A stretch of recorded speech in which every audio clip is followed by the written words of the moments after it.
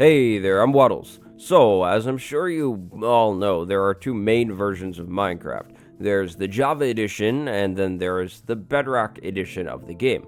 Of course, there are a few more other versions, but again, those are the two main versions. As you also probably know, there are some version differences. Today, I thought it would be fun to take a look at the features on the Bedrock edition and compare them over to some of the Java Edition features. We'll be looking at 5 features that the Bedrock Edition has that Java doesn't have, that Java should have.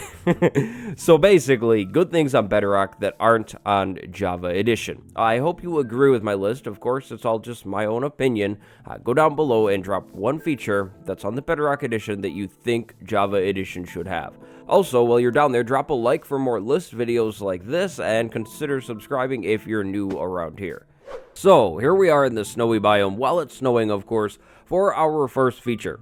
In the Bedrock edition of the game, trees' leaves will turn this white-gray color while it's snowing in these cold biomes. This is something that looks really, really cool in my opinion. If you're trying to build like a winter-themed build and you just have leaves in here, they're gonna turn white and help with whatever you're doing. You could also use these for paths or anything really. Mixing these in with the white blocks, it's just a really, really nice thing in my opinion.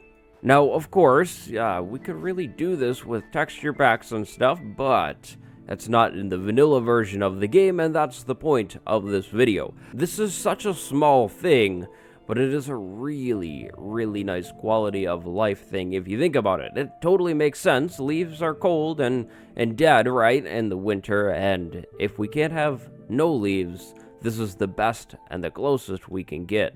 Another thing connected to the snowy leaf thing is the snow itself. Look at how the snow is piling up on the ground as it continues to snow. This is really, really nice, and another thing that totally just makes sense. Like, the snow is actually piling up, which is really, really cool to see. Now, of course, you can dig it up and it goes away, and then the process will start all over again with the first bottom layer of snow. The snow layers just keep piling up and piling up, which is really, really cool to see, and it looks really, really nice as well. So moving on to the next feature today. Now, in the Bedrock edition of the game, enchantment tables actually give off light, which is absolutely amazing.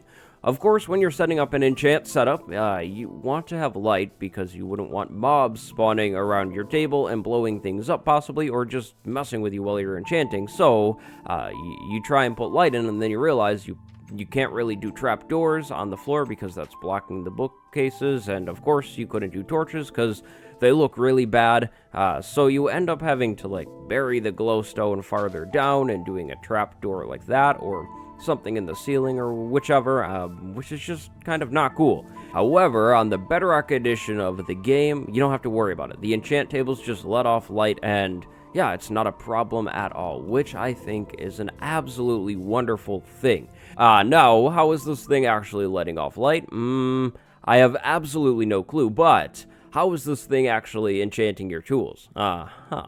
It's magic, so it doesn't need to make sense at all. This is just a really nice, again, small quality of life thing that would make enchant setups a whole lot easier, because I'm not a huge fan of this whole trapdoor in the floor look, but it's something you kind of just have to do, especially if you're going with like a taller ceiling or something and you're, setting this out in the open.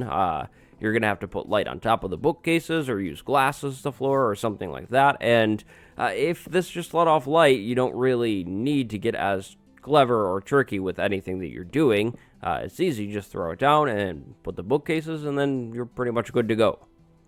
So, the other day I was talking with one of my patrons, Jay, and we got to talking about cauldrons somehow, and how you can dye the water in these cauldrons on this version of the game, but you can't do that in the Java edition, of course. This is a really, really cool thing. Let's say you're trying to color a leather set of armor for whatever reason, and you want to know exactly what color that armor set will be.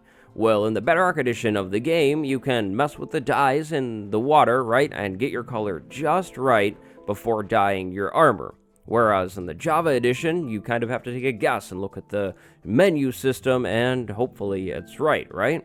So of course, that's a useful use, but I'm sure a lot of you probably don't dye leather armor too much, and so these cauldrons would be absolutely wonderful for decoration. In the Let's Play series, I just made a zombie lab, and I had a cauldron in it, and if I could dye the water green or red, things would match and fit a whole lot more. It would just be so nice for decoration. Now, another new feature that the Bedrock Edition has right now is the fact that you can do that. A lava cauldron, which is really cool. Now, this is a brand new upcoming 1.8 or 1.14 feature, so maybe Java Edition will get this, but if we get this, we definitely need this too, because, I mean, why not, right? Like, why not? Our next feature is found over here on the bottom of this little bay. In the Bedrock Edition of the game, tridents are so easy to get, and on the Java Edition, if you played it all, you probably know that that is just not the case at all. Boom, there I go, a trident on my first trident drowned. Now, to make things even easier on the Bedrock Edition of the game, you can convert normal zombies over to drowned and farm them for tridents as well. And of course, on the Java Edition, you can't do that. You could in the snapshots of 1.13, but when the update actually released, it's not a good way to get your tridents. You just can't do that. So, not only does it seem easier to pick up tridents from...